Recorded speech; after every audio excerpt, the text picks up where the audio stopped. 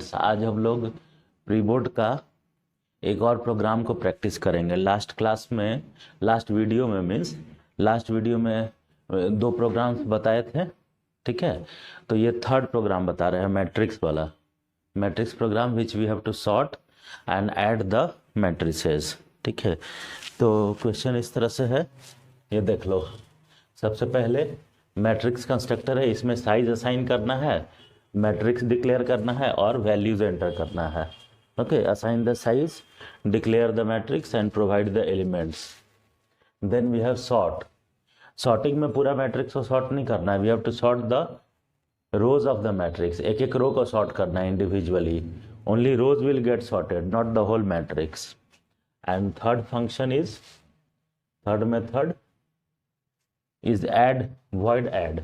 Here we have to take the help of parametric object matrix and add the two matrices and then display the sum matrix. तो ये programme है, ठीक है। तो इसमें हम लोग को सॉर्टिंग का भी जरूरत पड़ेगा। तो इसमें हम बबल सॉर्टिंग का यूज किए हैं। Okay, I have used bubble sorting, so I have already made one video on bubble sorting and selection sorting. So that video I will put in the playlist of class 12 also. So from there you see the bubble sorting video once, ठीक है। उसको देख लोगे तो और समझ में आ जाएगा बढ़िया से। So let us start the program. सबसे पहले तो ये वेरिएबल्स है matrix constructor int x int y. तो जो भी साइज देना है, जैसे मान लो 3 ही दे देते हैं, तो m और x को स्टोर कर देंगे। m is equal to x, n is equal to y. So m will be 3 and n will also become 3। इसके बाद मैट्रिक्स का डिक्लेरेशन कंप्लीट कर देंगे। मैट वेरिएबल नेम है, mat equal to new int mn। Scanner लिखे ij for running the nested for loop, enter elements in matrix. तो elements enter करने के लिए हम लोग नेस्टेड फॉर लूप रन करते हैं। For i equal to 0 less than m, outer loop rows के लिए होता है, j equal to 0 j less than n, inner loop is for column. और उसके बाद इनपुट स्टेटमेंट सिर्फ हमको लिखना है। So mat at ij equal to sc dot next int. So our matrix will be created. Matrix create हो गया है और उसमें एलिमेंट्स स्टोर हो जाएगा।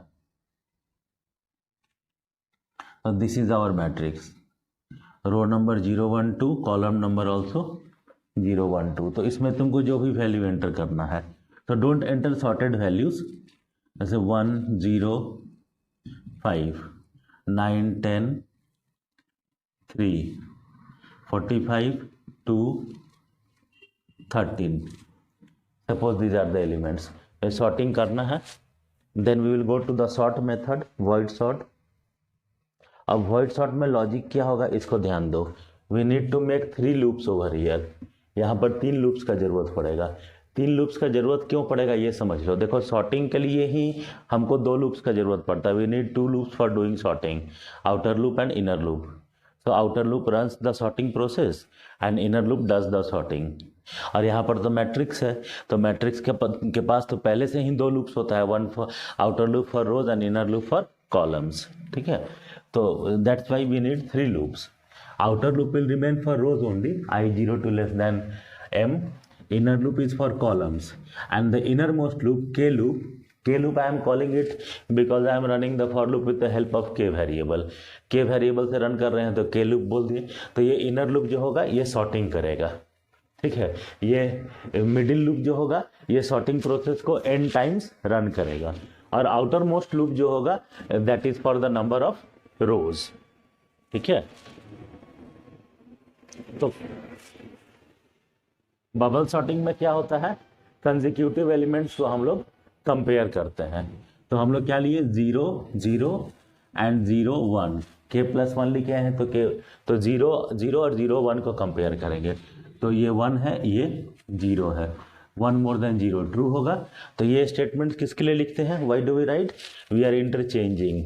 तो 0 0 का वैल्यू t में स्टोर कर दिए, 0 1 का वैल्यू 0 0 पे और t का वैल्यू 0 1 पे। Means 0 0 will get stored in t, so t is equal to 1।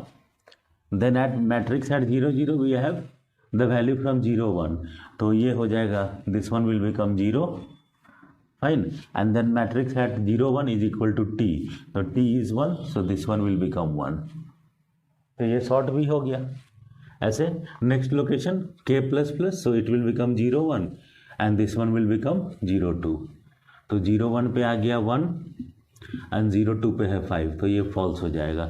1 is not more than 5, so they will not get interchanged. और फिर फाइनली फॉल्स हो जाएगा loop. So like this the first row is sorted. इसी तरह से बाकी rows भी sort हो जाएगा. फाइन.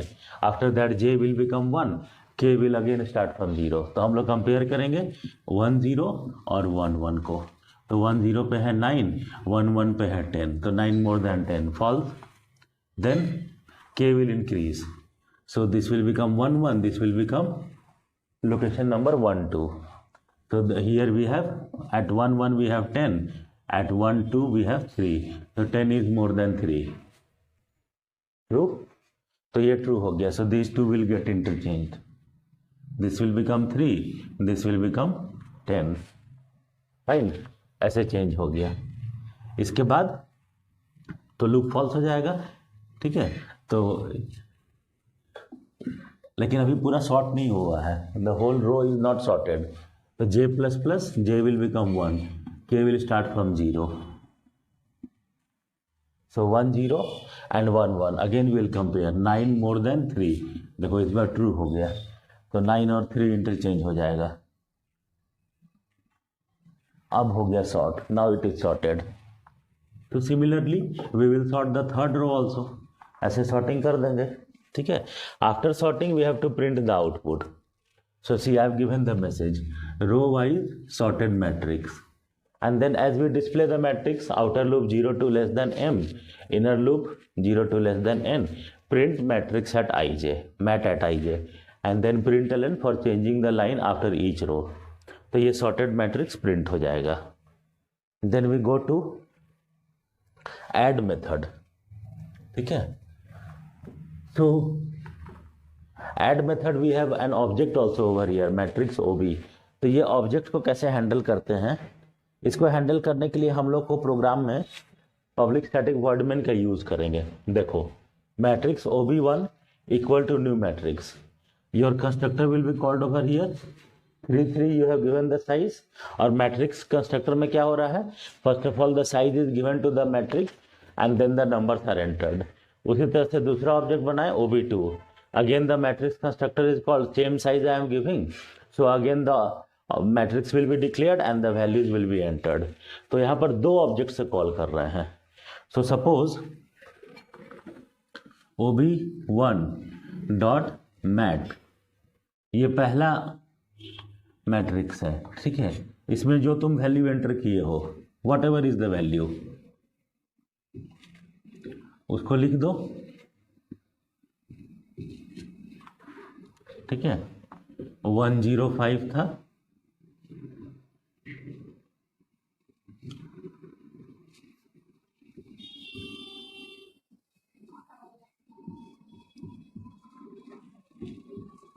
ये है.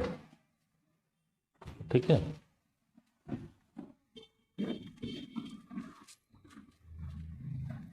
First matrix. दूसरा ऑब्जेक्ट क्रिएट किए, तो दूसरा ऑब्जेक्ट से भी मैट्रिक्स कंस्ट्रक्टर कॉल होगा. तो ये दूसरा ऑब्जेक्ट क्रिएट होगा OB2 डॉट मैट्रिक्स. तो ये matrix, second matrix will be created with the help of the second object. Okay. Size is same 3 into 3. And in this one also we will enter some values. इसमें भी कुछ value enter करेंगे. तो suppose 1 2 3 4 5 6 7 8 9. तो ये same variable mat के अंदर दो बार वैल्यू एंटर कर दिए. How it is possible, with the help of 2 different objects, because the objects can handle the member variables distinctly when the member variables are non static. जब member variables non static होता है तो अलग अलग object का use करके हम लोग उसको अलग अलग वेरिएबल की तरह ट्रीट कर सकते हैं. सेम वेरिएबल में मल्टीपल वैल्यू स्टोर कर सकते हैं. Like OB1 dot matrix is different, OB2 dot matrix is different. If I create OB3, then OB3 dot matrix will also be different. लेकिन यही मैट्रिक्स वेरिएबल को अगर स्टैटिक बना दे तो फिर सबका वैल्यू सेम हो जाएगा, कॉमन, क्योंकि static variables are common for all the objects. और ऑल द इंस्टेंसेस, तो इसीलिए नॉन स्टैटिक रखना है। अब देखो, अब ऐड फंक्शन का बात कर रहे हैं, तो ऐड फंक्शन को OB1 ऑब्जेक्ट से कॉल किए हैं और OB2 को पैरामीटर बना के पास कर दिए हैं। So OB1 will take the complete content with it and OB2 will also take the complete content, but what will be the difference? Difference is that OB1 जो है ऐड फंक्शन को call कर रहा है, तो OB1 का data automatically available रहेगा and OB2 is getting passed as parameter, so OB2 will give its content to OB, तो OB2 अपना सारा कंटेंट ऑब्जेक्ट OB को दे देगा। Now I have declared one third matrix over here, int sum equal to new int mn, तो ये sum matrix create किए सम store करने के लिए, sum of the above two matrices, तो ये सम क्रिएट कर दिए थर्ड मैट्रिक्स 0 1 2 0 1 2, ये सम मैट्रिक्स है। फाइन, इसमें इनपुट का जरूरत नहीं है, in this we will store the sum. तो सबसे पहले सम फाइंड कर लिए, लूप रन करो for i equal to 0 less than m, then inner loop j equal to 0, this is also less than m। Addition is very simple, कैसे addition करेंगे अब ये देखो। सम तो ठीक है, sum matrix is for storing the sum, mat at ij ob dot mat at ij। अब इन दोनों में डिफरेंस क्या है, see as I told you with OB1 you are calling the add function, so that will be automatically available, and OB2 you are passing to the object OB, तो ये OB2 हो गया जिसमें OB अटैच किया हुआ है OB dot mat, और जिसमें कोई ऑब्जेक्ट अटैच नहीं किया हुआ है only mat is written, this is for OB1 because it is automatically available, so we will not attach any object with this. तो ये हो गया पहला वाला मैट्रिक्स OB1, और OB डॉट मैट हो गया ये दूसरा वाला matrix. Okay, so mat at 0 0 1, OB dot mat at 0 0 is also 1, so 1 + 1 2, और वो कहाँ स्टोर होगा, at sum at 0 0, then j ++ 1 mat at 0 1 0, OB dot mat at 0 1 2, 0 + 2, so sum at 0 1 will get 2, similarly j ++ 2 mat at 0 2 5 है, OB dot mat at 0 2 3 है, तो 5 + 3 8, 8 will get stored at sum at 0 2, तो ऐसे पूरा add हो जाएगा। Then next 9 + 4 13, 10 + 5 15, 3 + 6 9, then 45 + 7 52, 2 + 8 10, 13 + 9 22, ऐसे सारा ऐड हो जाएगा। इसके बाद क्या करना है, we have to print, so it is very simple, now give the message system.out.println sum at 6, write the loop i02 less than m, j02 less than n, print sum at ij and then println, ठीक है। so like this, ये तुम्हारा सम matrix print हो जाएगा, तो this much only you have to do.